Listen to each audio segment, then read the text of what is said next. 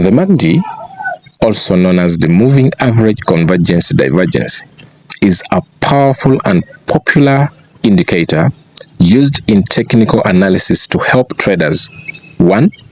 Identify trends and potential reversal points of price levels in the financial markets, and 2. It helps tell the volatility of a given financial instruments within the market. In other words, it is a two-in-one indicator, serving as a trend indicator and as a volatility indicator. So, learning about it and getting to know how to use it when it comes to market analysis helps in improving your technical analysis skills to a great deal.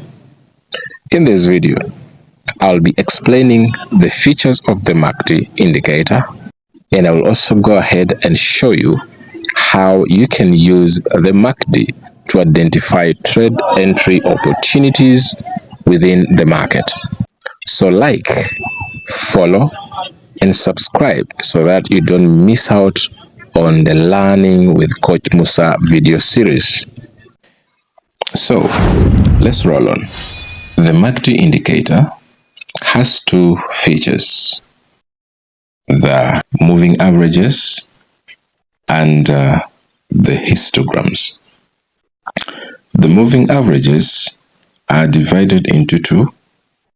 One being the MACD line, which in the default settings is blue in color, and the signal line, which in the default setting appears orange in color.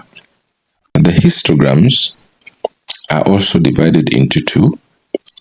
There's what we call the positive histograms, which are those histograms that are printed above the zero line, and the negative histograms that are printed below the zero line. Now, the histograms are representation of the difference between the MACD line and the signal line.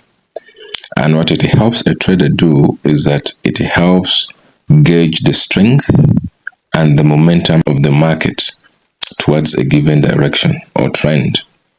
Now, how do we interpret the MACD indicators? The interpretation of MACD indicators is based on the movement of the MACD line and the signal line. When the MACD line crosses above the signal line, it shows that the price is rising. And when the MACD line crosses below the signal line, it shows that the price is decreasing. And the strength and the momentum of a given trend is characterized by sizes of the histogram. An increase in the strength and momentum of a trend is characterized by a progressive increase in the length or sizes of the histogram printed away from the zero line. Meanwhile, a decrease in the strength and momentum of a trend is characterized by a change in color of the histogram printed and a progressive decrease in the sizes of the histogram printed towards the zero line. For example, in a rising trend, there is a progressive increase in the sizes of the positive histogram, and for a declining trend, there is a progressive increase in the sizes of negative histogram of the zero line. Having understood the explanation of the different features of the MACD indicator, let's see how we trade it. And I'm going to take an example. But before we dive into an example, you need to remember that when you're doing technical analysis, avoid using a single indicator as a standalone indicator in making informed decisions to determining when to enter the market, because sometimes it may fail you. So at least try to incorporate 2 or 3 indicators, and if you find that all the 2 or 3 indicators are speaking the same language, then that is when you should make decisions to enter the market. Now let's come back here.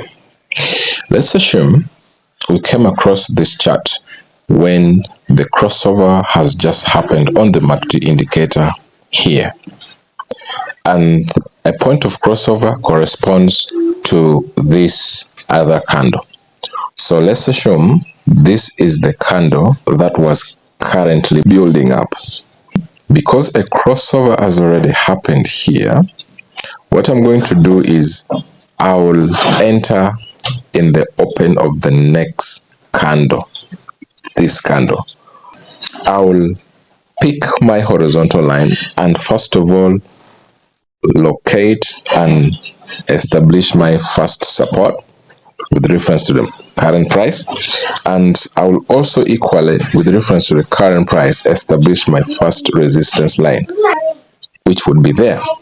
Then when I enter at the next candle's open, I'll measure that distance from the opening price all the way to my first resistance, and whatever percentage I get there, I will set it as my take profit percentage.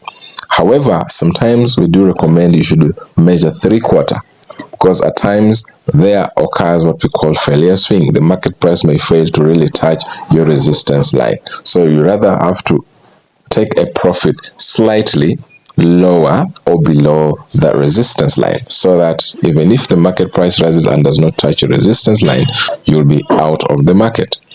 Then the distance between the entry price to your first support is what you will establish as your margin call drops.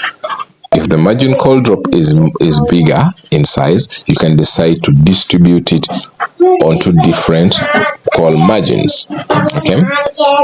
Note, the choice of the time frame you choose for yourself to analyze and identify entry opportunities at is entirely dependent on you. If you choose a given time frame and you would as well wish to enter in that very same time frame, it is still okay. If you choose a time frame and do your analysis within that particular time frame and go over to a lower time frame to identify earlier entry opportunities, it is equally okay. The decision is entirely on you. It's you who decides on what you want to do. But what I've only given you is a picture of how you can trade, or how you can incorporate the MACD indicator alongside other support tools to identify entry opportunities in the market and exit opportunity in the market. Now, if you take, like, for example, you analyze in a bigger time frame like 4 hours, and you would want to make entry within the very same 4 hours, that means you should be prepared to stay a little longer in the market, because even the TP that you're going to see or realize will be a bigger TP, which takes a little while for it to be delivered, or for a profit to be delivered. I hope this video was helpful, and at least it has given you a little bit of an understanding on how you trade the MACD. Please like and follow for more. And if you're following the YouTube channel, subscribe as well, so that we can always continue learning together. See you in the next video.